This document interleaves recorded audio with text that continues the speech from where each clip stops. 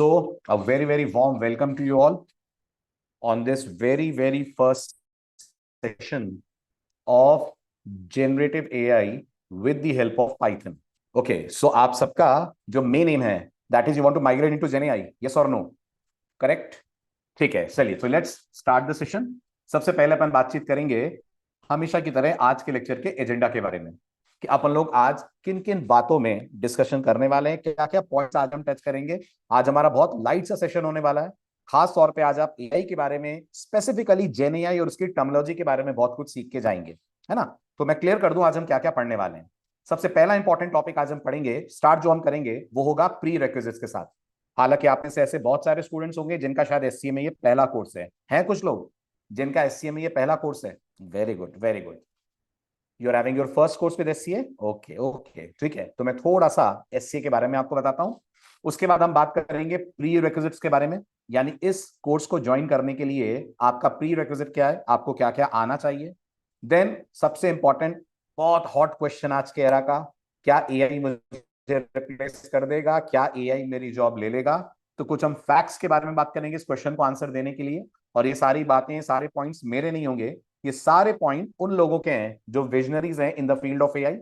उसके बाद हम लोग बात करने वाले हैं एआई अगर हमें करना है तो उसमें कितने रास्ते होते हैं, कितने पाथ होते हैं, और हम इस कोर्स में कौन सा पाथ फॉलो करने वाले हैं। देन कुछ इंपॉर्टेंट टर्मिनोलॉजीज जो आपको जेन एआई के बारे में समझनी होगी, जिसके लिए कोई प्रोग्रामिंग की ज्यादा जरूरत अपन को नहीं होती इन टर्मिनोलॉजीज को समझने के लिए। And last but not the least, मैं आपको बताऊंगा कोर्स का आउटलाइन क्या है, क्या कंटेंट हम इस कोर्स में कवर अप करने वाले हैं। ठीक है, तो सबसे पहले मैं आपको एससीए के बारे में कुछ बता दूं। आप में से बहुत सारे लोग जानते होंगे एससीए भोपाल में सिचुएटेड, सेंट्रल इंडिया में सिचुएटेड 25 प्लस ईयर्स पुराना एक इंस्टीट्यूट है, यानी we have experience of more than 25 years. 1998 हमारा एस्टैब्लिशमेंट ईयर है and this is 2025 going on, so almost 27 years have passed and we are into this IT education, software development and lot many things, right? We have trained more than 3 lakh students और बहुत अच्छा लग रहा है ये कहते हुए कि हमारे पढ़ाए गए स्टूडेंट्स आज बहुत सारी एमएनसीज में, मैं देख रहा हूं यहाँ कई सारे वर्किंग प्रोफेशनल्स हैं जिनको मुझे लगता है यहां से हम लोगों ने कुछ तो बेस आपका तैयार करा होगा। बहुत सारे स्टूडेंट्स ऐसे होंगे जिनका इनिशियल लैंग्वेज हमारे यहाँ से स्टार्ट हुई होगी और उसके बाद फिर आपने अपने करियर में बहुत सारी हाइट्स रीच करी होंगी। Very very very proud to see you all back in the batch. ठीक है, तो शुरू करते हैं। Thank you Munib, thank you so much. चलिए, तो सबसे पहला क्वेश्चन से हम शुरू करते हैं कि क्या मुझे एआई रिप्लेस कर देगा। अब आप भी इस एरा में ऐसी बहुत सारी न्यूज देखते होंगे ना, ले ऑफ स्टार्ट हो गए हैं, मेटा ने इतनों को हटा दिया, गूगल ने इतनों को हटा दिया, और बहुत सारी जगहों पर यह मिथ है कि सारा का सारा कारण एआई है। एआई है, जरूर है कारण, मैं मना नहीं करूंगा, लेकिन सिर्फ एआई कारण नहीं है। There are lot many reasons के कंपनीज क्यों ले ऑफ कर रही हैं। सबसे बड़ा रीजन था जो उन्होंने कोविड के टाइम में ओवर हायरिंग कर ली थी। अब वो ओवर हायरिंग निकल रही है सामने, अब दिक्कत हो रही है कंपनीज को, so now they are laying off. दूसरा, जो रिपीटेटिव टास्क हैं उसको डेफिनेटली डेफिनेटली एआई रिप्लेस कर रहा है। जो लो रनिंग टास्क है, जिनमें ज्यादा ब्रेन की जरूरत नहीं होती है, जो कॉमन टास्क है जैसे कस्टमर सपोर्ट वगैरह हुआ या नॉन टेक्निकल रोल्स हुए, 100% एआई उसमें आ चुका है। जोमेटो में आप देखते होंगे जगह चैटबॉट्स ने ले ली है। बहुत सारे ई कॉमर्स प्लेटफॉर्म्स पे चैटबॉट आ गए हैं, जहां पहले कई सारे ह्यूमन इंटरवेंशंस होते थे, अब वो नहीं रह गए। लेकिन अगर आप फर्स्ट पॉइंट पढ़े ना, तो एआई के लिए रेडी अपन को होना पड़ेगा। दुनिया की कोई भी बड़ी कंपनी ये नहीं कहेगी कि वो एआई को एम्ब्रेस नहीं करेगी। हर कंपनी खुले हाथों से एआई को यूज करना चाहेगी, और उसे जितने लोगों की हटाने की जरूरत पड़ेगी उससे ज्यादा लोग एम्प्लॉय करने की जरूरत पड़ेगी। खास तौर पर वो लोग जो एआई नोन होंगे, जो एआई लिटरेट होंगे, जिनको एआई की नॉलेज होगी, जिन्हें एआई यूज करना आता होगा। इसीलिए आपने एक स्टेटमेंट बहुत पॉपुलरली सुना होगा जो एनवीडिया जिनकी है उनकी तरफ से स्टेटमेंट आया था। अभी मैं वो स्टेटमेंट आपके सामने रखता हूं, लेकिन इससे पहले आपको एक फैक्ट मैं बता दूं। वर्ल्ड इकोनॉमिक फोरम आप जानते होंगे, वर्ल्ड इकोनॉमिक फोरम का यह कहना है कि आने वाले दिनों में 92 मिलियन जॉब्स हटेंगी, लेकिन अच्छी बात यह है 170 मिलियन जॉब्स उसकी जगह क्रिएट भी हो जाएंगी। और इसमें से मैक्सिमम जॉब्स ऐसी होंगी जिनमें एआई का इंपैक्ट रहेगा, क्योंकि एआई नया है, एआई वास्ट है, एआई अनस्टॉपेबल है। इसलिए जरूरत यह है कि आप अपने आप को एआई रेडी बनाएं। इतना स्मार्ट डिसीजन आप लें कि आप एआई की रेस में आगे बने रहें। आपको अगर याद हो तो ऐसा ही कुछ तब भी हुआ था जब इंटरनेट बूम आया था। बिल्कुल हुआ था, जिन जिन कंपनीज ने उसमें लीड ली थी, आज आप नोटिस करिए गूगल, फेसबुक, ये सब टॉप कंपनीज हैं, उसी टाइम की टॉप कंपनीज हैं जब इंटरनेट का बूम आया था। बिल्कुल ऐसे एआई का बूम आया, टेक्नोलॉजी में शिफ्ट होता ही होता है। इनएविटेबल है, ऐसा होगा ही नहीं कि कोई टेक्नोलॉजी 100 साल तक चलती रहे। हर टेक्नोलॉजी में कुछ ना कुछ शिफ्ट आएगा, और वो शिफ्ट अब आपको एआई के फॉर्म में देखने को मिल रहा है। तो बजाय इसके कि हम एआई से डरें, बजाय इसके कि हम एआई से भागें, the good thing is that आप एआई को एम्ब्रेस कीजिए, अपने आप को एआई लिटरेट बनाइए, ताकि जो फ्यूचर में नई जॉब्स आ रही हैं, और हमें नहीं पता कितनी तरह की नई जॉब्स मार्केट में एआई के कारण क्रिएट होंगी, पर हमें यह पता है कि अगर हम एआई सीख लेंगे, उसकी वो चीजें सीख लेंगे जो इन जॉब्स में लगेंगी, तो हम किसी भी रोल में इजीली अपने आप को फिट कर पाएंगे। ठीक है, अब जैसा मैंने कहा, एआई भले ही आपको रिप्लेस ना करे, लेकिन वो इंसान आपको जरूर रिप्लेस कर देगा जिसको एआई की नॉलेज है, जो एआई यूज करना जानता है। और जैसा आप जानते हैं, स्टेटमेंट बहुत ही पॉपुलर है जो एनवीडिया के सीईओ मिस्टर जेनसन ह्यूआंग की तरफ से है। ऐसे ही आप सब ओपन एआई जानते होंगे, इतना एआई में इंटरेस्ट है तो ओपन एआई का नाम आपने सुना ही होगा। ओपन एआई, बिल्कुल सही, ओपन एआई के जो सीईओ है सैम ऑल्टमैन, उनका भी बिल्कुल ऐसा ही स्टेटमेंट है कि ये जो आपके बीच में डर फैला हुआ है कि एआई जॉब्स हटा देगा, इससे बेटर है कि आप अपने आप को एआई एनेबल करें। क्योंकि आप अगर एआई जानते होंगे तो एआई हटाएगा कम, नुकसान ज्यादा कम करेगा, फायदे आपके आपको ज्यादा मिलेंगे। Got it. और सबसे अच्छी बात जो ओपन एआई की तरफ से शायद आपने पढ़ा होगा, हफ्ते भर पहले की न्यूज आपको मैं बता रहा हूं कि ओपन एआई ने दिल्ली में हायरिंग स्टार्ट कर दी है। ओपन एआई ने दिल्ली में अपना यूनिट स्टार्ट कर दिया है, उसके अंदर हायरिंग स्टार्ट हो गई है, बहुत जल्दी वो इंडिया में ऑपरेट करने वाले हैं। शायद आप जानते होंगे, इंडिया चैट जीपीटी के यूजर्स में नंबर 2 पोजीशन पे आता है, जानते हैं आप ये? Do you know this fact? India is second biggest user of chat GPT, और उसमें मैक्सिमम स्टूडेंट्स हैं। Number 1 is USA, of course Jayant, number 1 is USA. ठीक है, नंबर 1 यूजर यूएसए है, और नंबर 2 यूजर आप देखेंगे इंडिया है। तो एआई का जितना क्रेज आपको यूएसए के बाद किसी कंट्री में मिल रहा है, दैट कंट्री इज इंडिया। इसलिए इंडिया में बहुत अपॉर्चुनिटीज है रिलेटेड टू एआई। जितनी जल्दी अपन अपने आप को एआई एनेबल्ड कर लें, एआई लिटरेट कर लें, उतनी इजीली अपन पेनिट्रेट कर सकते हैं इस पर्टिकुलर मार्केट में, और काफी हद तक, काफी टाइम तक सेफ रह सकते हैं। Got it. तो इन सारी बातों का मतलब आपके लिए क्या है? आपके लिए सिर्फ एक मतलब है, आप अपने आप को एआई रेडी कर लें। आप अपने करियर के अंदर जो जो जैसे जैसे एआई ऐड हो सकता है, वैसे वैसे आप एआई ऐड कीजिए। फिर चाहे वो एआई टूल्स को यूज करना हो, फिर वो चाहे एआई को यूज करके एप्स डेवलप करना हो, या एआई को अपनी डे टू डे टेक्निकल या नॉन टेक्निकल एक्टिविटीज में ऐड करना हो। खैर, हम तो इसमें टेक्निकल वाली बातें करेंगे, बट आपको एआई एनेबल्ड, एआई लिटरेट होना पड़ेगा। इस ट्रुथ को कोई झुटला नहीं सकता। राइट। अब हम बात करते हैं कि अगर हम एआई की तरफ बढ़ते हैं तो ब्रॉडली हमारे पास कितने करियर ऑप्शंस होते हैं। तो गौर कीजिएगा, एआई के पॉइंट ऑफ व्यू से ब्रॉडली वैसे तो बहुत सारी जॉब्स हैं, बहुत सारी जॉब्स हैं जो आपको एआई एनेबल्ड मिलेंगी, बट टेक्निकली अगर आप देखें तो ये दो कैटेगरीज में डिवाइड होती हैं। एक वो लोग होते हैं जो एआई बनाते हैं, जो मॉडल्स बनाते हैं, जिनको हम लोग बोलते हैं एआई आर्किटेक्ट। और डेफिनेटली इस फील्ड में अगर आपको जाना है तो आपको मैथ्स की भी जरूरत पड़ेगी, आपको स्टैट्स की भी जरूरत पड़ेगी, आपको प्रोबेबिलिटी की भी जरूरत पड़ेगी। और शायद आप जानते होंगे, इस फील्ड में अगर आप जा रहे हैं तो टेक्निकली आप क्या बन रहे हैं? टेक्निकली आप रिसर्चर बन रहे हैं। अगर आप इस फील्ड में जाते हैं तो आप रिसर्च वर्क करेंगे।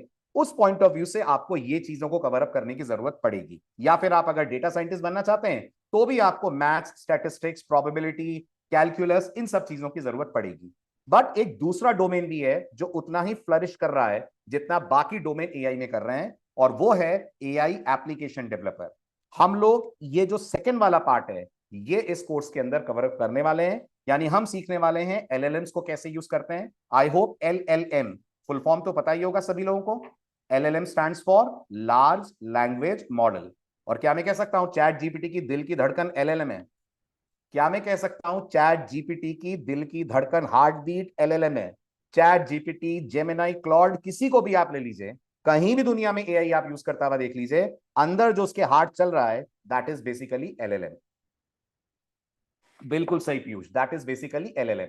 तो हम बात करेंगे इस पर्टिकुलर कोर्स में आने वाले दिनों में एलएलएम को कैसे यूज करना है। आज हम थोड़ा सा एलएलएम के बारे में भी डिस्कस करेंगे।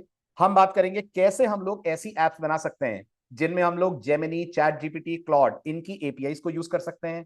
प्रॉम्प्ट इंजीनियरिंग क्या होती है? बहुत सारे स्टूडेंट्स को लगता है मैं चैट जीपीटी से जो पूछ रहा हूं वही तो प्रॉम्प्ट इंजीनियरिंग है। नहीं, वो प्रॉम्प्ट इंजीनियरिंग नहीं है। एक सॉफ्टवेयर डेवलपर के पॉइंट ऑफ व्यू से प्रॉम्प्ट इंजीनियरिंग बहुत बहुत इंपॉर्टेंट है। क्योंकि शायद आप जानते होंगे कि जब आप एआई से बात करते हैं तो ये बात टोकन्स में होती है। ये बात सुनी है आपने? जब आप एआई से बात करते हैं, जैसे अपन नॉर्मली ये सुनते हैं ना, computers understand the language of zeros and ones, am I right? Computer को एक ही भाषा आती है, वो है जीरो और वन की। हमारे एआई को एक ही भाषा आती है, और वो भाषा होती है टोकन्स की। और अगर आपको लग रहा है सर ये टोकन्स क्या होते हैं, इंग्लिश का एक कैरेक्टर उठा लीजिए, एआई के नजरों में वो अपने आप में एक टोकन है। तो अगर मैं अपने नाम की बात करूं, वन वर्ड भी हो सकता है अभिषेक, वन लेटर भी हो सकता है। ये अलग अलग एआई मॉडल का अलग अलग सोचना होता है। कुछ एआई मॉडल अभिषेक को एक टोकन मानेंगे, कुछ AI model A B H इस सबको एक एक टोकन मानकर चलेंगे। Got it? तो प्रॉम्प्ट इंजीनियरिंग के बारे में बता रहा था। बहुत सारे स्टूडेंट्स ये सोचते हैं कि प्रॉम्प्ट इंजीनियरिंग तो वही तो है जो मैं चैट जीपीटी को प्रॉम्प्ट देता हूं, इसके लिए कुछ पढ़ने की क्या जरूरत है? नहीं। जब आप as a software developer in AI LM model से कम्युनिकेट करते हैं, तो आपका करा गया हर कम्युनिकेशन टोकन्स में जाता है, टोकन्स में आता है, और उसके हिसाब से चार्जेस कैलकुलेट होते हैं। उसके हिसाब से ये डिसाइड होता है कि आपको कितना कॉस्ट पड़ेगा और आप किस तरीके से एआई मॉडल से रिस्पॉन्स ले पाएंगे। बिल्कुल नमन, जितना टोकन यूजेज उतना कॉस्ट, और इसलिए प्रॉम्प्ट इंजीनियरिंग बहुत जरूरी है। फिर आपने फ्रेमवर्क वर्ड सुना है, प्रोग्रामिंग नहीं भी करी होगी तो आपने फ्रेमवर्क नाम सुना होगा। एआई का बहुत पॉपुलर, जेनरेटिव एआई का बहुत पॉपुलर फ्रेमवर्क है लैंगचेन, बहुत पॉपुलर लाइब्रेरी है hugging face, rag, AI agents. ये सब कुछ हम लोग इस कोर्स में कवर अप करने वाले हैं। ये तो क्या छोटा सा ग्लिम्स है कि हम क्या क्या कवर अप करने वाले हैं। बस मैं आपको थोड़ा सा रिलैक्स करना चाह रहा हूं। लैंग्राफ भी है नमन, डेफिनेटली लैंग्राफ भी है, लैंग्राफ भी कवर अप करेंगे। थोड़ा सा आपको रिलैक्स करना चाह रहा हूं कि हमें मैथ्स की जरूरत नहीं है, हमें स्टैटिस्टिक्स की जरूरत नहीं है, हमें बस पाइथन में स्ट्रॉन्ग फाउंडेशन की जरूरत है। तो ये तो हो गई दो ब्रांचेस। तो हम कौन सा वाला पार्ट पढ़ेंगे, फर्स्ट वाला कि सेकंड वाला? वेरी गुड, सेकंड वाला। We need to learn Python to learn gen AI. Unnati, हमें कोई तो लैंग्वेज करनी पड़ेगी। या तो आप पाइथन से जेन एआई कर लो, या तो आप जावास्क्रिप्ट से कर लो, या तो आप जावा से कर लो। बट इस समय 80% प्रोजेक्ट जो आपको मार्केट में मिल रहे हैं वो पाइथन यूज करते हुए आपको मिलेंगे। डेफिनेटली नमन, ये कॉन्सेप्ट बाकी लैंग्वेजेस में लग सकते हैं, बट समझो बात को। अपन को अगर एआई में किसी मॉडल से कम्युनिकेट करना है तो अपन को कुछ लाइब्रेरीज चाहिए। अब लाइब्रेरीज हम नहीं बनाएंगे, लाइब्रेरीज हमें वो लोग बनाकर देंगे जो हमारा कम्युनिकेशन एस्टैब्लिश कराएंगे। और ये कैसे पॉसिबल होगा जब तक वो लाइब्रेरी हमें किसी की तरफ से बनाकर ना दी जाए। Is this clear? That's the reason कि अपन लोगों ने प्रेफर करा है पाइथन को, कि उसकी लाइब्रेरी बहुत सारी तो फ्री है और बहुत आराम से आप उनको अपने कोड के अंदर इनकॉर्पोरेट कर सकते हैं।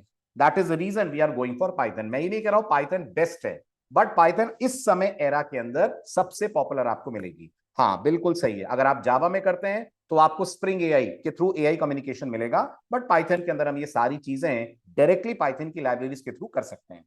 चलिए अब हम आगे, कौन बनाती है लाइब्रेरीज? बहुत बड़ी बड़ी कंपनीज बनाती हैं, इवन इंडिविजुअल्स बनाते हैं जो ओपन सोर्स कंट्रीब्यूशन देना चाहते हैं। कई जगहों पर आपको लाइब्रेरीज मिलेंगी, कुछ पेड होंगी लेकिन अधिकतर आपको पाइथन में मिलेंगी फ्री। ठीक है, अब हम स्टार्ट करते हैं हमारे लेक्चर का टेक्निकल पार्ट। तो मेरे ख्याल से बिल्कुल पिक्चर क्लियर होगी क्या पढ़ने वाले हैं। क्लियर हो गई? वेरी गुड, है ना? अगर आपको लग रहा है सर हम लोग एमएल नहीं पढ़ेंगे क्या, हम लोग मैथ्स नहीं पढ़ेंगे क्या, बिल्कुल पढ़ेंगे, लेकिन वो पढ़ेंगे हम अगले कोर्स में जब हम पढ़ेंगे डेटा साइंस। जब आप डेटा साइंस की तरफ जाओगे, जो हमारा इसके बाद वाला कोर्स आएगा, उसमें मैं आपको लेफ्ट हैंड साइड वाला पार्ट कराऊंगा। लेकिन जो राइट हैंड साइड वाला पार्ट है, इसके अंदर हम बनने जा रहे हैं gen AI developer, not researcher. Is this clear? Good, very good. ठीक है, चलिए आगे बढ़ते हैं। अब हम बात करते हैं द टेक्निकल पार्ट, कि क्या कुछ चीजें आज के लेक्चर में हमको टेक्निकली समझनी होंगी। तो एज अ बिगनर, जैसे ये इमेज आपको दिख रही है, बड़ा कंफ्यूज सा एक स्टूडेंट बैठा हुआ है, यार एलएलएम क्या होता है, या अपनी तरफ से रैग क्या होता है, ट्रेडिशनल एआई और जनरेटिव एआई में क्या फर्क है, अगर जनरेटिव एआई पढ़ने जा रहा हूं तो नॉन जनरेटिव एआई क्या होती है। ये सारी बातें अपन लोग आज के लेक्चर में करते हैं। शुरुआत सबसे पहले करते हैं सबसे इंपॉर्टेंट क्वेश्चन से, व्हाट इज जनरेटिव एआई? बहुत सिंपल है जनरेटिव एआई को समझना। इसको दो वर्ड्स में आप तोड़ दीजिए, और एआई की भाषा बोलूं तो दो टोकन में तोड़ दीजिए। कोई भी ऐसा मैकेनिज्म, कोई भी ऐसा एआई जो आपके लिए कुछ जनरेट कर पाए, पहले से उसके पास नहीं है, वो आपको जनरेट करके दे रहा है, वो अपने आप में कहलाएगा जनरेटिव एआई। तो क्या चैट जीपीटी को आप अगर कोई क्वेश्चन देते हैं तो वो उसका आंसर जनरेट कर सकता है? Very good. तो क्या मैं चैट जीपीटी को बोल सकता हूं मेरे लिए एक ऐसे लिख दो, लिख देगा वो मेरे लिए ऐसे, कोई ऐसा टॉपिक जो आज तक किसी ने ना दिया हो? Very good. इसका मतलब चैट जीपीटी, जेमिनाई, क्लॉड, ये सारे वो टूल्स हैं जो जेनेटिव एआई की फैमिली को बिलोंग करते हैं, जिनसे एज अ यूजर जब आप कम्युनिकेट करते हैं, आप इनको कमांड देते हैं ये टास्क करो या ये पर्टिकुलर आउटपुट जनरेट करो, और वो आपके लिए तरह तरह के आउटपुट जनरेट कर सकते हैं। चाहे वो आउटपुट टेक्स्ट फॉर्म में हो, जैसे कि चैट जीपीटी आपको टेक्स्ट आउटपुट जनरेट करके देता है, चाहे वो आउटपुट इमेज के फॉर्म में हो, डेली आपको इमेज देता है। अब यहां भी मेरे कुछ स्टूडेंट से बात चल रही थी तो बड़े कंफ्यूज थे कि सर चैट जीपीटी से भी तो इमेज बन जाती है, तो आप चैट जीपीटी को टेक्स्ट जनरेशन एआई टूल क्यों बोल रहे हैं? तो एक्चुअल में जब आप चैट जीपीटी से इमेज जनरेट करवाते हैं, chat GPT internally DALL E से कम्युनिकेट करता है। आप देख रहे हैं दोनों सेम कंपनी के मॉडल है, they both belong to Open AI. तो जब आप चैट जीपीटी को कोई इमेज बनाने को बोलते हैं, चैट जीपीटी इमेज बना के दे देता है, यस और नो? दे देता है ना, लेकिन वो खुद इमेज नहीं बनाता। इट्स अ फैक्ट, वो खुद इमेज नहीं बनाता। चैट जीपीटी इंटरनली आपके प्रॉम्प्ट को उठाता है, उसे इस तरह से कन्वर्ट करता है कि डेल को वो इजीली समझ में आ जाए। आपका प्रॉम्प्ट डेल के पास जाता है, डेल इमेज जनरेट करके चैट जीपीटी को रिटर्न करता है, और चैट जीपीटी वो आपके सामने प्रेजेंट कर देता है। तो टेक्निकली चैट जीपीटी कौन सा टूल है, इमेज जनरेशन के टेक्स्ट जनरेशन? तो technically chat GPT is a text generation tool. Although आप उसके थ्रू इमेजेस जनरेट करवा सकते हैं, बट ये उसका इंटरनल कम्युनिकेशन होता है with DALL E, right? Then we have the third, that is video generation, audio generation. ये जितने भी टूल्स आप देख रहे हैं, इन सब के बीच में, सब के में जो कॉमन चीज आपको मिलेगी, they all are nothing but they all are generative AI tools, और you can say generative AI technology. So generative AI मतलब समझ में आया? एक ऐसा एआई जिसको आप कुछ कमांड देंगे, जिससे आप कुछ क्वेश्चन पूछेंगे, और उस क्वेश्चन के अगेंस्ट आपको कुछ रिजल्ट जनरेट करके दे देगा। तो मैं अगर चैट जीपीटी को या किसी भी इमेज जनरेशन टूल को बोलूं कि चांद पे हाथी को फुटबॉल खेलते हुए दिखाओ, हाथी ने कभी चांद पे फुटबॉल नहीं खेली होगी, एआई खिलवा देगा? हाँ, एआई खिलवा देगा, बिल्कुल खिलवा देगा, राइट? इसी को अपन बोलते हैं generative AI. Got it? Some are free, some are paid, Ashutosh. कुछ फ्री हैं, कुछ पेड है, ओके? ऐसा नहीं है कि सारे के सारे फ्री हैं, ऐसा भी नहीं है कि सारे के सारे पेड हैं। That varies from use to use, that varies from person to person. आ रहे हैं आरू, बिल्कुल आ रहे हैं। एजेंटिक एआई, एआई एजेंट, सब कवर करेंगे आज अपन।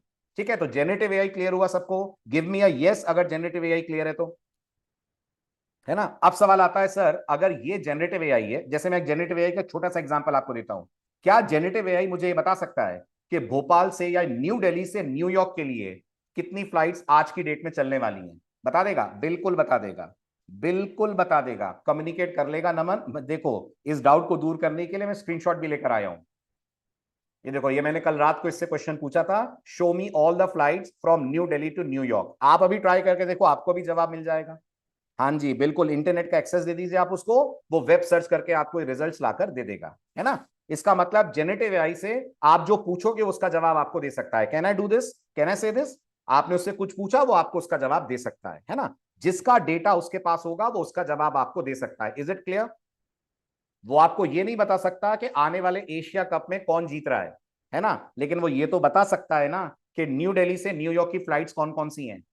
क्या कहते हो? क्लियर? वेरी गुड, क्योंकि उसका डेटा तो उसके पास है, इंटरनेट पे अवेलेबल है, सर्च करके लाकर आपको बता सकता है। वेरी गुड, बहुत बढ़िया। अब सवाल आता है कि सर फिर क्या डिफरेंस है ट्रेडिशनल और जनरेटिव एआई में, या यूं कह लीजिए नॉन जनरेटिव और जनरेटिव एआई में? बहुत बड़ा फर्क है। नॉन जनरेटिव एआई बहुत छोटे छोटे टास्क के लिए आप यूज करते हो, जैसे कि प्रिडिक्शंस करना, कुछ सिंपल सिंपल रूल्स फॉलो करना, जैसे स्पैम फिल्टर्स। आप देखते हो आपके यहाँ बहुत मेल्स आती हैं जो आपकी जीमेल पे, उसमें कुछ पे स्पैम का लोगो लगा होता है कि ये मेल स्पैम है, लगा होता है। That is basically traditional AI. अब आप अगर इसको जेनेटिव एआई से कंपेयर करो, तो क्या जीमेल आपको किसी भी स्मैल मेल का या किसी भी मेल का रिस्पॉन्स देने की फैसिलिटी देता है? जीमेल के अंदर ऑटो रिस्पॉन्डर है, अगर मैं कुछ वर्ड्स लिखूं तो मेरे वर्ड्स को कंप्लीट कर दे, ऐसा कर देगा जीमेल के नहीं कर देगा? कर देगा। That's basically generative AI. इसी तरह से अगर मैं को पायलट यूज करूं, नाम सुना होगा को पायलट का, वो मेरे लिए कोड जनरेट कर देगा। अगर मैं उसको बोलूंगा एक कोड जनरेट करके दो लॉगिन के लिए, तो मेरे लिए लॉगिन का कोड लिख देगा। ये सब अपने आप में जनरेटिव एआई है, ये ट्रेडिशनल एआई नहीं कर सकता है। ट्रेडिशनल एआई का बस एक ही काम होता है कि आपके टास्क को वो ऑटोमेट कर देगा, लेकिन वो अपनी तरफ से सोच नहीं सकता, अपनी तरफ से कुछ प्रोड्यूस नहीं कर सकता, और जैसा आप देख रहे हैं यूज उसका बहुत बहुत लिमिटेड होता है। तो इसका मतलब चैट जीपीटी एरा के पहले जो भी आप एआई में यूज होता था, चीजों को देखते थे, वो सब हुआ करता था ट्रेडिशनल एआई। चैट जीपीटी ने एआई को सुपर इंटेलिजेंट बना दिया, इतना इंटेलिजेंट बना दिया कि आपका एआई ऐसे इंटरेक्ट करने लगा जैसे कोई ह्यूमन है, ह्यूमन की तरह से इंटरेक्ट करने लगा, ह्यूमन की तरह से चीजें क्रिएट करने लगा, ह्यूमन की तरह से चीजें जनरेट करने लगा। आई होप ये डिफरेंस क्लियर हुआ होगा। इसका मतलब जो ट्रेडिशनल एआई है वो कभी नया कंटेंट प्रोड्यूस नहीं करेगा, वो सिर्फ एग्जिस्टिंग कंटेंट को यूज करेगा, उसके बेस पर वो आपको प्रेडिक्शंस दे देगा। जैसे क्या ट्रेडिशनल एआई बैंक्स के अंदर फ्रॉड डिटेक्ट कर लेगा? बिल्कुल कर लेगा। अगर उसको पास के फ्रॉड डिटेक्शन का कुछ डेटा मिल जाए, तो उसके बेस पर वो देख लेगा कि ये जो ट्रांजेक्शन है इसमें कुछ। So chat GPT is first, no not exactly first AI model, पहले एआई मॉडल तो बहुत पहले से, इसकी हिस्ट्री में आपको दूंगा। एआई के बारे में जयंत अगर मैं आपको बताऊं, कैन यू बिलीव 1950 से एआई की तैयारी चल रही है। 1950 से एआई के फील्ड में काम चल रहा है। ये तो 75 इयर्स बाद आज 2025 में हमें ये मालूम चल रहा है कि अच्छा एआई भी कुछ चीज होती है और वो इतना पॉपुलर है। From 1950 engineers and technical persons are working on the concept of AI. Got it?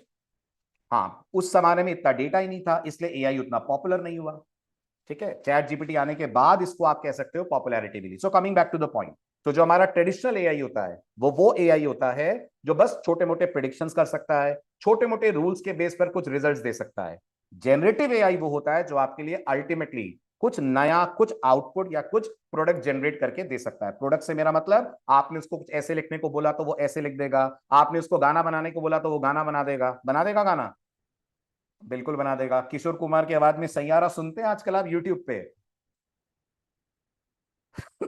बस वही है अपने आप में generative AI. Correct, that's it, great, very good. हाँ जी, बिल्कुल सही। तो ये क्रिएटिविटी आप इसको कह सकते हैं, इनोवेशन कह सकते हैं, कंटेंट जनरेशन कह सकते हैं, जबकि ट्रेडिशनल एआई के पास इतनी क्रिएटिविटी नहीं थी। अब आएगा दिमाग में अगला doubt, sir what are AI agents? Generative AI तो अपन को समझ में आया, एआई एजेंट्स क्या होते हैं? एआई एजेंट्स को आप जेनरेटिव एआई से एक कदम आगे मानिए। एआई एजेंट एक ऐसा रोबोट है, एक ऐसा हेल्पर रोबोट है, जिसको आपने एक छोटा सा काम बोला, वो उस काम को कंप्लीट करके लाकर आपको दे देगा। दो एग्जांपल मैं आपको देता हूं, आपको 2 मिनट में मेरी बात समझ में आ जाएगी। आप एआई एजेंट को बोलिए मुझे भूख लग रही है, खाना चाहिए।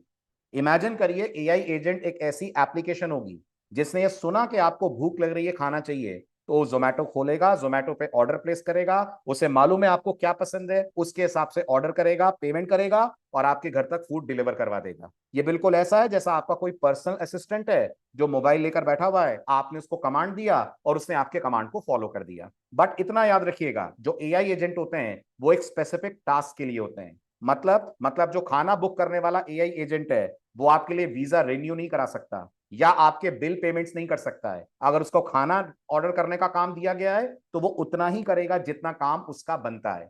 अभी मैं आपको फ्लाइट्स का एग्जांपल दे रहा था, है ना? इमेजिन करिए मैंने जेनरेटिव एआई से पूछा कि न्यू दिल्ली से न्यूयॉर्क की फ्लाइट्स बताओ, जेनरेटिव एआई बता देगा, बिल्कुल बता देगा। आपने पिछली साइट पे डेमो देखा है। पर अगर यही काम मैं एक एआई एजेंट को बोलूं, तो मैं उसको ये भी बोल सकता हूं मुझे न्यू दिल्ली से न्यूयॉर्क की फ्लाइट्स बताओ, उसमें जो सबसे चीपेस्ट फ्लाइट हो वो मेरे लिए बुक कर दो। बस मुझे इतना बोलना है उसको। अब ये एआई एजेंट क्या करेगा? ये न्यू दिल्ली से न्यूयॉर्क की सारी फ्लाइट ढूंढेगा, सर्च करेगा कि उसमें चीपेस्ट फ्लाइट कौन सी है, उस चीपेस्ट फ्लाइट को मेरे लिए बुक करके भी मेरे को लाकर दे देगा। इसका मतलब मैंने उसको एक ऑर्डर दिया, ये कर दो, और वो मेरे लिए वो चीज एक्चुअल में करके देगा, जैसे कि कोई एजेंट मेरे लिए कर रहा है। इसको समझिए ना। आप अगर कोई फ्लाइट वगैरह बुक करते हैं तो नॉर्मली एजेंट्स के थ्रू करते हैं, जल्दी जल्दी करते हैं ना, जैसे नॉर्मल ह्यूमन एजेंट्स होते हैं। अगर ह्यूमन एजेंट्स की जगह एआई ले ले तो अपने आप में क्या बन गया? अगर ह्यूमन एजेंट्स की जगह अपने आप में एआई ले ले तो वो बन गया अपने आप में एआई एजेंट, है ना? अब यहां समझने वाली बात है, ध्यान से सुनना। क्या एआई एजेंट मेरे लिए न्यू दिल्ली से न्यूयॉर्क की टिकट बुक कर रहा है? यस और नो? बिल्कुल कर रहा है, 100% कर रहा है। पर यह बताइए क्या ऐसा हो सकता है कि जो मेरा क्रेडिट कार्ड हो, ड्यू टू सम रीजन वो बैंक ने पहले से ब्लॉक कर दिया हो, है ना? तो ये जो मेरा एआई एजेंट है ये बैंक से कम्युनिकेट करके मेरा क्रेडिट कार्ड अनब्लॉक करा पाएगा? वेरी गुड नवीन, नहीं करा पाएगा। मैंने आपसे कहा एआई एजेंट का एक सिंगल टास्क है, वो उतना ही करता है। बस वो अपना काम करके अधूरा छोड़कर वापस लौट जाएगा। मतलब अगर रास्ता बिल्कुल क्लियर मिलेगा तो काम करेगा, रास्ते में कोई बाधा, कोई दिक्कत आ गई, वापस लौट जाएगा। That is AI agent. Is this clear to everyone? बिल्कुल स्पेसिफिक टास्क, जितना कहा है उतना करेगा, उससे आगे पीछे उसको करना नहीं आता है। Everything is good, it will be fine. कुछ प्रॉब्लम आ गई, it will roll back. I hope you are getting this. बिल्कुल ठीक, बिल्कुल ठीक, परफेक्ट। ये है एआई एजेंट, है ना? अब दिमाग में डाउट आएगा, then sir what is agentic AI? ऐसे ढेर सारे एआई एजेंट्स का नेटवर्क, लिसन वेरी केयरफुली, ऐसे ढेर सारे एआई एजेंट का नेटवर्क। हर एआई एजेंट एक पर्टिकुलर टास्क करने में स्पेशलाइज्ड अगर है, ये पूरा नेटवर्क अपने आप में क्या कहलाएगा? ये पूरा नेटवर्क अपने आप में कहलाएगा एजेंटिक एआई। तो जो मैं अभी आपको टिकट बुकिंग का एग्जांपल समझा रहा था, अगर टिकट बुकिंग के अंदर एक एआई एजेंट ने बुकिंग करना स्टार्ट करा, पता चला कि हमारा पर्टिकुलर क्रेडिट कार्ड ब्लॉक्ड है, तो वो एआई एजेंट वापस आ जाएगा। दूसरा एआई एजेंट ट्रिगर होगा जो बैंक से कम्युनिकेट करेगा, मेरे क्रेडिट कार्ड को अनब्लॉक करेगा, और अनब्लॉक करने के बाद अकॉर्डिंगली वो पहले वाले एआई एजेंट को कम्युनिकेट करेगा और वो मेरे लिए बुकिंग स्टार्ट कर देगा। Are you getting this? Are you able to note this? Got it? तो बहुत सारे एआई एजेंट का नेटवर्क अपने आप में बन जाएगा एजेंटिक एआई। मतलब अगर अपन हॉलीवुड से कंपेयर करें तो डॉक्टर स्ट्रेंज, क्या कहते हैं आप? ये जो डॉक्टर स्ट्रेंज आप देख रहे हैं ना, इतने सारे जो हाथ है इनके, हर हाथ अपने आप में क्या है? हर हाथ अपने आप में एक एआई एजेंट है। और डॉक्टर स्ट्रेंज जो बीच में खड़े हुए आपको दिख रहे हैं, वो अपने आप में कौन है? वो अपने आप में एजेंटिक एआई है। तो एजेंटिक एआई इन सबका बॉस। यस, एजेंटिक एआई इन सबका बॉस है ना। इसको टेक्निकल वर्ड में बोलते हैं एजेंटिक एआई ऑर्केस्ट्रेशन करता है। जरा टाइप करो तो चैट विंडो में, क्या सुना आपने? क्या करता है एजेंटिक एआई? ऑर्केस्ट्रेशन करता है। इतने सारे एआई एजेंट्स को आपस में कोऑर्डिनेट कराता है। तुम्हारा काम ये है, तुम्हारा काम ये है, ये फेल हो गया है, चलो अब तुम ये करो। मतलब एक मैनेजर की तरह वो सारे एआई एजेंट को कोऑर्डिनेट करता है और अल्टीमेटली आपको रिजल्ट्स लाकर दे देता है। Is this clear? आ रहा है समझ? यस यस राहुल, तो आपका डाउट दूर हुआ। What is AI agent and what is agentic AI? आपने क्वेश्चन पूछा था। Difference clear? एक सिंगल टास्क करने वाला हुआ एआई एजेंट। उसके जैसे मल्टीपल एआई एजेंट अगर आप क्लब कर लो तो वो अपने आप में बन गया agentic AI. Is this clear? बिल्कुल बिल्कुल नमन, एजेंटिक एआई के अंदर हम ऐसा ही करते हैं। एक सेंट्रल पॉइंट होता है, एक सेंट्रल मैनेजर कह लो, प्रोवाइडर कह लो होता है। वो प्रोवाइडर इन सारे एआई एजेंट्स के ऊपर नजर रखता है। उसको बस इतना ही काम होता है ये देखना कि ये एआई एजेंट सही काम कर रहे हैं कि नहीं कर रहे हैं। कहीं पे भी किसी को प्रॉब्लम आएगी वो दूसरे को ट्रिगर ऑफ कर देगा। Clear? Great, very good. So this is agentic AI. बिल्कुल ग्रुप बोल सकते हो, लेकिन जनरली अपन नेटवर्क बोलेंगे। नेटवर्क बोलना इसलिए सही है क्योंकि अगर एक को प्रॉब्लम आ गई तो उसके बेहाफ पे दूसरा अपना टास्क स्टार्ट कर देगा, इसलिए नेटवर्क कहना बेटर है। Clear? In short, generative AI को कैसे याद रखें? बहुत सिंपल है नवदी। जेनरेटिव का मतलब वो एआई जो आपके लिए कुछ जनरेट कर दे। आपके लिए पोएम जनरेट कर दे, गाना जनरेट कर दे, म्यूजिक जनरेट कर दे, वीडियो जनरेट कर दे, that is generative AI. Clear? Software, software manager का मतलब पीयूष सॉफ्टवेयर होगा।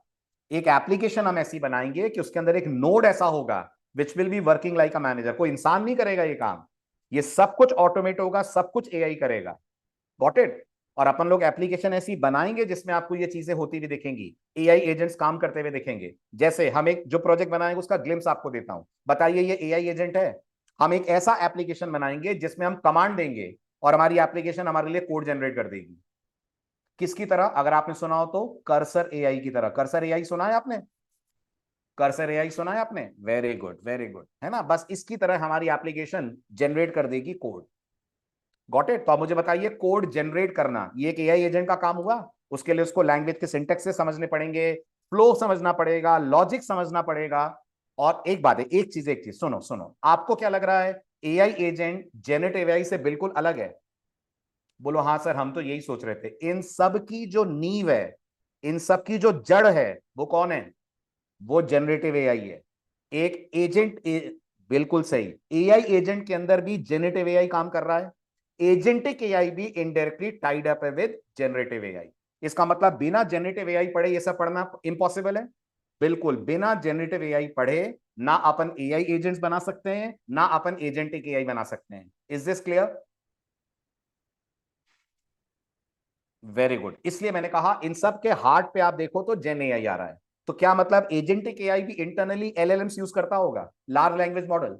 बिल्कुल करता होगा। एआई एजेंट भी एलएलएम्स यूज करते हैं। और आपको मालूम होगा एलएलएम्स किसके अंदर हैं? एलएलएम्स बैठे हैं inside generative AI. Generative AI का जो कोर पार्ट है दैट इज बेसिकली एलएलएम।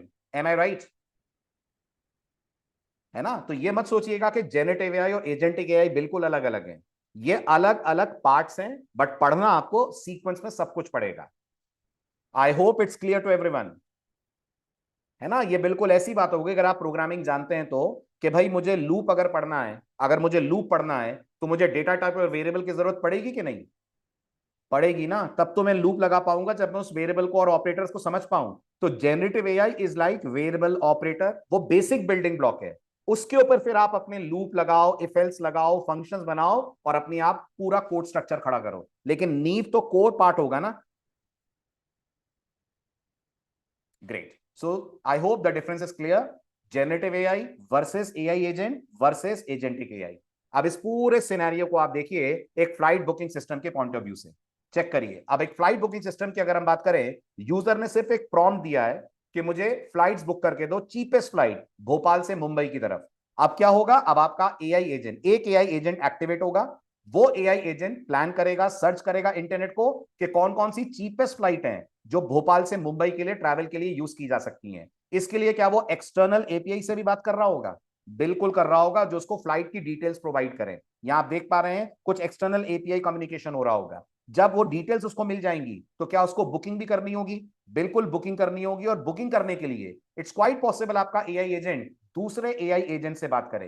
तो एक एआई एजेंट है जो उसको फ्लाइट की डिटेल्स दे रहा है, एक एआई एजेंट है जो उसको बुकिंग में हेल्प कर रहा है, यानी क्रेडिट कार्ड की चीजों को मेंटेन कर रहा है, एक एआई एजेंट है जो पेमेंट गेटवे वाला पार्ट कर रहा है। ये सारे अलग अलग एआई एजेंट अगर क्लब हो जाएं तो ये पूरा सिनेरियो क्या बन गया? ये पूरा सिनेरियो क्या बन गया? ग्रेट, ये पूरा सिनेरियो बन गया अपने आप में एजेंटिक एआई। क्लियर हुआ? गॉट इट, है ना? लेकिन इन सब से पहले क्या पढ़ना पड़ेगा? इन सब से पहले पढ़ना पड़ेगा अपन को जनरेटिव एआई। उसके बिना हम कुछ नहीं पढ़ पाएंगे। और जनरेटिव एआई से पहले क्या पढ़ना पड़ेगा? उससे पहले पढ़नी पड़ेगी पाइथन। उससे पहले पढ़नी पड़ेगी अपन को पाइथन। वो अपन को लेकर जाएगी एलएलएम और जनरेटिव एआई की तरफ। तभी समझ में आएगा कि technically coding point of view से ये चीजों को अपन कैसे करने वाले हैं। ठीक है। मीन सर कोई ऐप है जहां एक से ज्यादा, बिल्कुल, बस बस बस परफेक्ट, जहां एक से ज्यादा टास्क नेटवर्क्ड वे में काम हो रहा हो मुनीम, तो वो अपने आप में एजेंटिक एआई हो जाएगा। क्लियर हुआ?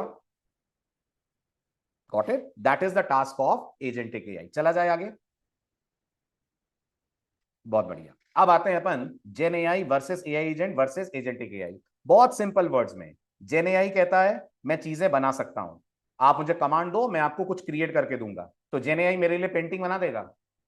बिल्कुल बना देगा। जेन एआई मेरे लिए पेंटिंग 100% बना देगा। Right, good. एआई एजेंट कहता है कि आप मुझे ऑर्डर दो, मैं आपके लिए वो पर्टिकुलर टास्क कंप्लीट कर दूंगा। तो मुझे एक रजिस्ट्रेशन पेज बनवाना है, मेरे एक एप्लीकेशन के लिए रजिस्ट्रेशन पेज बनवाना है, एआई एजेंट बना के दे देगा मेरे लिए कंप्लीट रजिस्ट्रेशन पेज, बना देगा, है ना? और एजेंट एक एआई वो है जो कहता है कि मैं छोटे मोटे काम नहीं, एक बड़ा सा टास्क आप मुझे दें, उस बड़े से टास्क के अंदर जितने छोटे छोटे काम हैं उनको अलग अलग एआई एजेंट्स के थ्रू करवाकर मैं आपको फाइनल आउटपुट दे दूंगा। Is this clear? है ना? जैसे मैं बोलता हूं मुझे मेरी दादी जी के घर जाना है, मुझे मेरी दादी जी के घर जाना है ना? अब आप मुझे बताइए मेरे घर से दादी जी का घर कितना दूर है? उस पर्टिकुलर डिस्टेंस को ट्रैवल करने के लिए नियरेस्ट मेरे पास कौन सा मीडियम है जिसको मैं यूज कर पाऊं, कितना पैसा लगेगा, कौन सा रास्ता लगेगा, कितनी देर में पहुंचूंगा, ये कंप्लीट सिनेरियो एजेंटिक एआई का हुआ, है ना? Very good. और आप अगर देख पा रहे हो तो गूगल पिक्सल 10 में फीचर आ रहा है, गूगल पिक्सल 10 में ये फीचर आ रहा है। Got it? आप अगर कुछ कम्युनिकेट कर रहे होंगे तो उसका एआई एक्टिवेट हो जाएगा और आपके बोले बिना, आपके उसको कहे बिना वो आपको अपनी सर्विसेज ऑफर करना स्टार्ट कर देगा। Are you getting that? Got it? तो ये एजेंटिक एआई वाला पार्ट हुआ। आई होप बात समझ आ रही है सबको। चले आगे। हाँ, फोन में ही तो, गूगल पिक्सल 10 फोन ही तो है। ठीक, चलो आगे। Done, great, very good. तो ये तो हुई, तीनों बड़े कंफ्यूजिंग टर्म थे। उम्मीद करता हूं आपको इन तीनों का डिफरेंस हो गया होगा अच्छे से क्लियर। ठीक है, अब अपन बात करते हैं व्हाट इज एलएलएम। जरा एक बार फिर फुल फॉर्म लिख दीजिए तो, अगर आपको आइडिया हो तो। Great. LLM is large language model, है ना? क्या होता है एलएलएम? एलएलएम आपके एआई का ब्रेन होता है।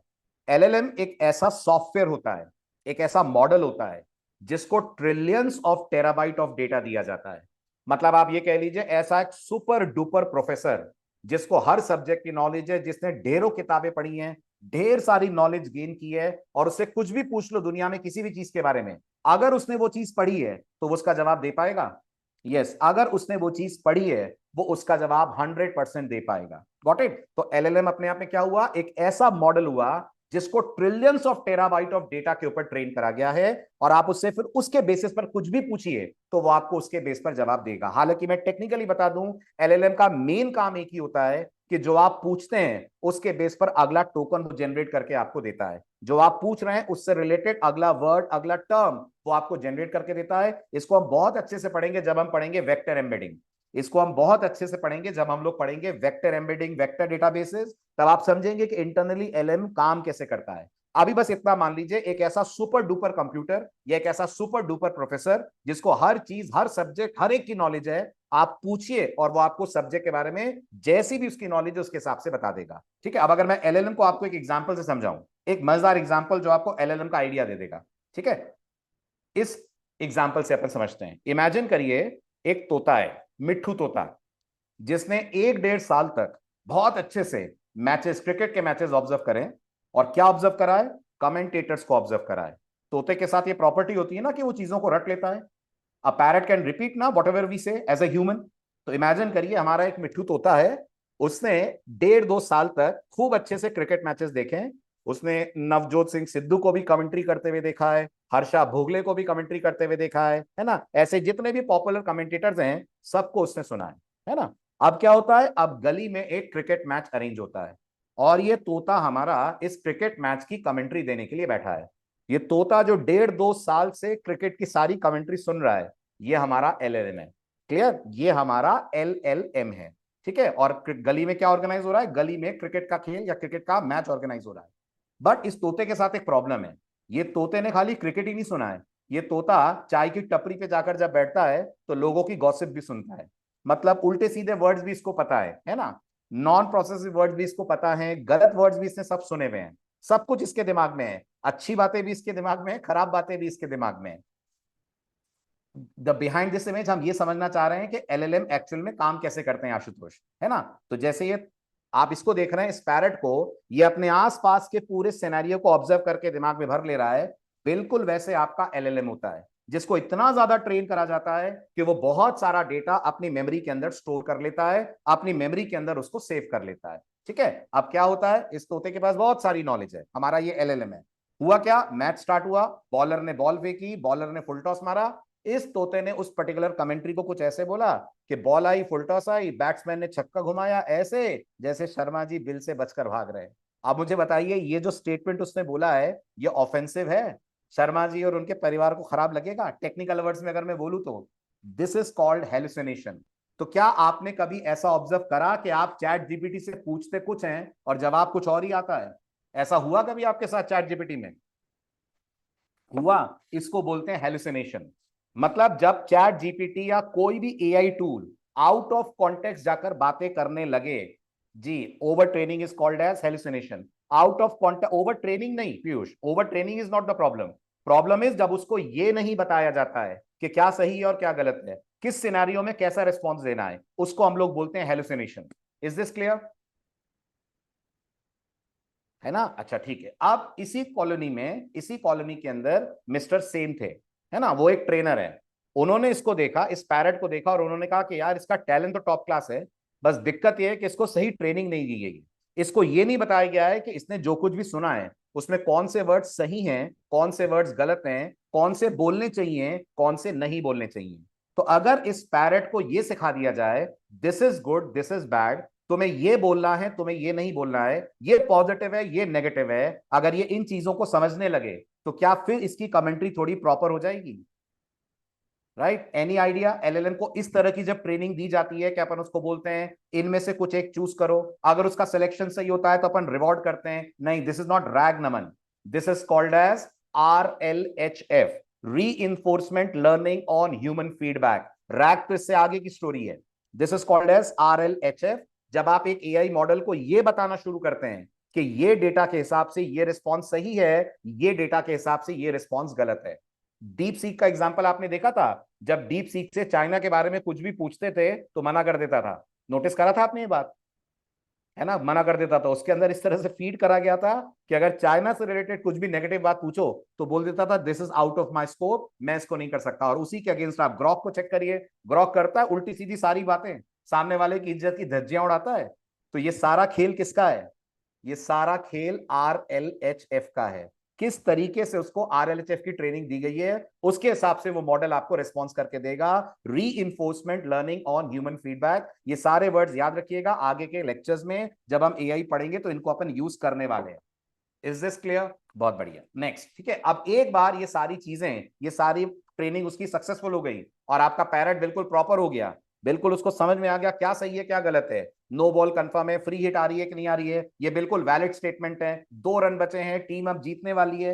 मतलब आप समझिए, अब वो आउट ऑफ कॉन्टेक्स्ट बात नहीं कर रहा है, मैच से रिलेटेड देख रहा है, तो मैच से रिलेटेड बातें ही कर रहा है अपन से। ये अगर आपके मॉडल ने कर लिया तो अपन मानते हैं आपका मॉडल प्रॉपरली ट्रेंड हो गया है। फाइनली अगर टीम जीत गई, हेलीकॉप्टर शॉट आ गया, उसने ये बता दिया टीम को ट्रॉफी मिल गई, टेक्निकल अपन मानते हैं कि हमारा एलएलएम मॉडल ने हर चीज को सक्सेसफुली जनरेट कर दिया है। तो सिंपल सी बात यह है कि एलएलएम मॉडल को जितनी बेहतर ट्रेनिंग और जितना अच्छा आरएलएचएफ पे उसको ट्रेन करा जाएगा, उतने प्रॉपर उसके रिस्पॉन्सेज होंगे। आई होप आपको ये तीनों वर्ड समझ में आ गए होंगे। आ गए? LLM, hallucination and RLHF, all three are clear to everyone? Right. अब आपने जो कुछ भी पढ़ा आज के लेक्चर में, इसके बेस पर एक छोटी सी क्विज। लेट मी सी आपने क्या क्या कैच करा। What does generative AI mainly do? A, it stores the data only. B, it generates new content like text, images, or music. C, it only translates. D, it works as a calculator. Obvious सी बात है, correct answer is B. This is what Gen AI mainly does. Number 2, second question. What is an AI agent? A website for learning AI, a software program that can perceive, decide, and act, a robot toy only, a data storage tool. Great. Again, B, a software program that can perceive, decide, and act. Great. Next, what makes agentic AI different from normal AI? A, it follows only fixed rules. It can plan, take decision, perform multi-step tasks. It can be only used in games, or it stores large data. Again, B, decisions ले सकता है, multiple steps में task perform कर सकता है, पूरी proper planning कर सकता है। दैट इज एजेंटिक एआई, जो उसको डिफरेंट बनाता है from normal AI. Right? Next, large language model like GPT is mainly trained on images, it is trained on audio files, it is trained on huge amount of text data, it is trained on numbers. Yes, it is trained on huge amount of text data.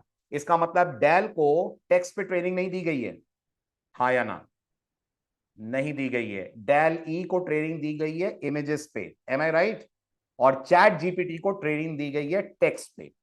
तो chat GPT mainly works with text, while DALL E mainly works with images. उसका जो model of training है वो है images का, और chat GPT का जो है वो है टेक्स्ट का। क्लियर हुआ? Great, very good. Next, what does hallucination means in AI? AI creating realistic images, AI giving incorrect और मेड अप आंसर कॉन्फिडेंटली। अच्छा, कॉन्फिडेंटली भी समझिएगा, ये बहुत बहुत इंपॉर्टेंट है, बहुत इंपॉर्टेंट है। मतलब चैट जीपीटी को ये पता ही नहीं होता कि जो वो बोल रहा है वो आउट ऑफ कंटेक्स्ट है और गलत है। सही बोला मैंने? उसे मालूम नहीं होता कि वो गलत बोल रहा है, उसको लग रहा है बिल्कुल सही बोल रहा हूं, परफेक्ट बोल रहा हूं, क्योंकि मेरा तो कॉन्टेक्स्ट सही जा रहा है। जब तक उसको प्रॉपर आरएलएचएफ नहीं दिया जाएगा, वो ये हेलुसिनेट करता ही रहेगा। Got it? ठीक, तो बस सी और डी तो पढ़ने की जरूरत ही नहीं है, करेक्ट आंसर आपको मिल ही गया है, B is the correct answer. Finally, RLHF use क्यों करा जाता है? आरएलएचएफ मॉडल की स्पीड को इंप्रूव करता है, एआई रेस्पॉन्सेस को ज्यादा यूजफुल बनाता है, बिल्कुल वैसे जैसे ह्यूमन की तरफ से आ रहे हैं। साइज रिड्यूस कर देता है कि पासवर्ड्स रखता है। ऑब्वियस सी बात है, it makes AI responses more useful and align with human. Clear हुए? ये सारी टर्मिनोलॉजीज क्लियर हुई सबको? Everyone is clear with this, है ना? अब अपन बात करते हैं, अगर अपन एआई सीख रहे हैं तो करियर बेनिफिट्स के पॉइंट ऑफ व्यू से हम लोग को क्या क्या फायदे होंगे। तो मेरे को बताने की जरूरत तो है नहीं, वैसे भी आप में से बहुत सारे लोग इंडस्ट्री में आप इस बात को देख रहे होंगे, आपकी कंपनीज भी एआई की तरफ शिफ्ट हो रही होंगी, आपके यहाँ भी रैक पे वेक्टर डेटाबेसेस से बहुत सारी बातचीत हो रही होगी। फिर भी जो स्टूडेंट्स है उनको ये आइडिया देने के लिए कि बिल्कुल सही टाइम में अपनी एनर्जी को, अपनी नॉलेज को एआई की तरफ आप लगाएं, क्योंकि एआई हाई डिमांड में, जॉब अपॉर्चुनिटीज बहुत सारी हैं। एक फ्रेशर के तौर पे भी आपको अप टिल 14 एलपीए मिल जाएगा, और ये मैं नहीं कह रहा हूं, ये ग्लासडोर की तरफ से प्रेडिक्शंस कह रहे हैं। और ये नीचे जितने भी आपको दिख रहे हैं, ये सब जेन एआई से रिलेटेड जॉब्स हैं, जो इस कोर्स के कारण या इस कोर्स के बाद आप इजीली कर पाएंगे अप्लाई। तो चाहे जेन एआई डेवलपर हो, चाहे एआई प्रॉम्प्ट इंजीनियर हो, एआई डेवलपर हो, एआई इंजीनियर हो, एलएलएम एप्लीकेशंस कैसे बनाई जाती हैं, ये सारी चीजें हम लोग इसमें कवर अप करने वाले हैं। फिर चाहे आप टेक सेक्टर में हो, हेल्थ केयर में हो, फाइनेंस में हो, एजुकेशन में हो, कहीं पे भी हो आप इसको यूज कर सकते हैं। Nitin, blockchain and AI are different domains, और दोनों ही बहुत प्रॉमिसिंग है, बहुत बहुत प्रॉमिसिंग है। सो डोंट गेट कंफ्यूज, आपको जो भी एक ट्रैक लेना है वो आप ले सकते हैं। Yes yes Muneet, Google translator, देखो बिल्कुल सही कहा। एक्चुअल में गूगल ट्रांसलेटर सबसे इनिशियल पार्ट था जिसके अंदर आपको ट्रांसफॉर्मर्स मिल रहे थे, जिसके अंदर चीजें कन्वर्ट की जा रही थी, जनरेट की जा रही थी। तो आप ये कह सकते हो गूगल ट्रांसलेटर जेनेटिव एआई का इनिशियल फेज था। यही गूगल ट्रांसलेटर आगे चलकर इतने स्मार्ट बन गए कि अब आपको जेमिनी के फॉर्म के अंदर मिल रहे हैं, जो वैरायटी ऑफ टास्क परफॉर्म कर सकते हैं। डेफिनेटली प्रशांत, जितना हम लोग कवर अप करेंगे, आपको मैं भी सिलेबस दिखाऊंगा, उतने पार्ट में आप बिल्कुल कॉन्फिडेंटली कर सकते हैं। बाकी आप जानते हैं AI is a very very vast field, और सबसे बड़ी बात है, AI is ever changing. What do you से? सबसे फास्ट चेंज अगर आपको किसी में दिख रहा है तो वो एआई में दिख रहा है ना। आज अगर कोई चीज है तो आज से 1 साल बाद वो चीज चेंज हो जाती है। चैट जीपीटी कब आया था? 2022 में। चैट जीपीटी 2022 में लॉन्च हुआ था। और 2022 से 2025 में आप देखिए, आपको चैट जीपीटी में ड्रास्टिक इंप्रूवमेंट नहीं दिखा? दिखा इन 3 सालों के अंदर, उसके अंदर जो इंप्रूवमेंट आया है ना। तो इसलिए मैं कह रहा हूं एआई में चीजें बहुत जल्दी चेंज होती हैं, बट अपना बेस अगर स्ट्रांग रहेगा, अपन को कॉन्सेप्ट्स अगर क्लियर होंगे, तो इजीली अपन चीजों को हैंडल कर सकते हैं। क्लियर? नहीं कृष्णपाल, वेब डेवलपमेंट यूज नहीं होगा। हम वेब डेवलपमेंट की जगह स्ट्रीमलेट यूज करेंगे। उसमें हमें एचटीएमएल सीएसएस जावास्क्रिप्ट किसी की जरूरत नहीं पड़ेगी। Got it? तो ऐसा नहीं है कि आपको एचटीएमएल सीएसएस जावास्क्रिप्ट ये सब पढ़ाना है, इसकी कोई जरूरत नहीं है। Got it? Very good. चलिए, अब करियर बेनिफिट्स क्या है? तो जैसा मैंने कहा, इवन अगर आप एक फ्रेशर हैं तो you can start with minimum 5 LPA and you can go up to 14.5 LPA. और ये तो सिर्फ फ्रेशर के पॉइंट ऑफ व्यू से मैं बता रहा हूं, एक्सपीरियंस के लिए तो कोई लिमिट भी नहीं है। और वैसे भी आप सोचिए, एआई के अंदर एक्सपीरियंस से ज्यादा आपकी स्किल्स मैटर करती हैं। आप कितना चीजों को समझ रहे हैं, कितना टेक्निकली साउंड है आप, वो चीजें मैटर करेंगी जब आप एआई एनेबल्ड या एआई की नॉलेज को यूज करेंगे। हुआ clear? Everyone is okay with this? Very good. अब मैं आपको इंट्रोड्यूस कराता हूं अपनी टीम से, क्योंकि पढ़ाऊंगा तो मैं, बट मेरे अलावा आप बहुत सारे लोगों से इंटरेक्ट करेंगे। ठीक है? आप बहुत सारे हमारे टीममेट से इंटरेक्ट करेंगे, जो आपके डाउट्स भी क्लियर करेंगे, आपको प्रोजेक्ट में भी सपोर्ट करेंगे, आपके नए नए आइडियाज को सुनेंगे भी, क्योंकि कोर्स के दौरान बहुत सारे आइडियाज आपको आएंगे।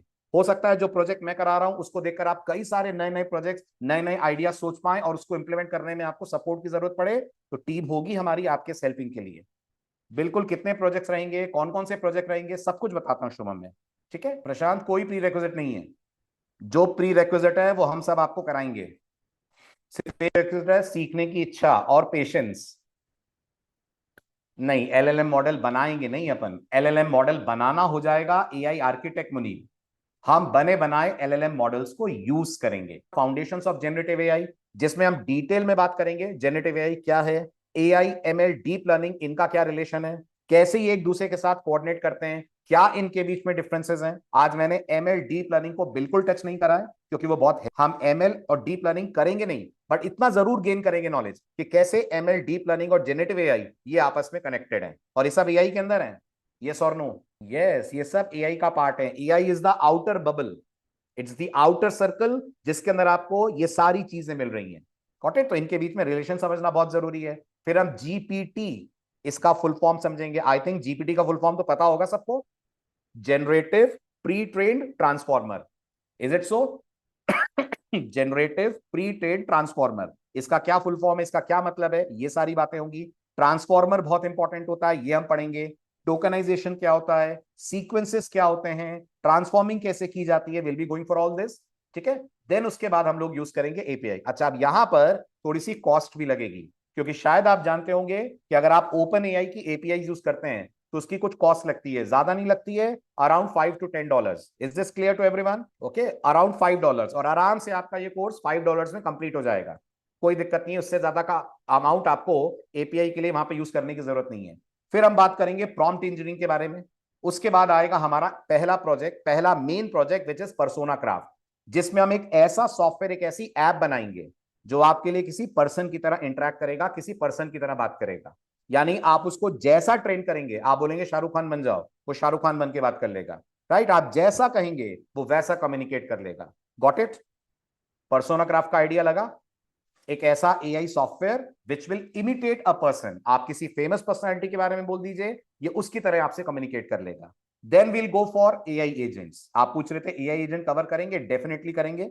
एआई एजेंट्स के बारे में बातचीत होगी। इसके बाद हम लोग बनाएंगे हमारा अगला प्रोजेक्ट। इसके बाद हम लोग बनाएंगे अगला project, which is code gen CLI wizard. Code gen का आप नाम देखकर समझ पा रहे होंगे, एक ऐसा एप्लीकेशन जो आपके लिए पूरा कोड जनरेट कर देगा, है ना। अब ये जो एप्लीकेशन है, इनमें आप लिख कर कमांड देंगे।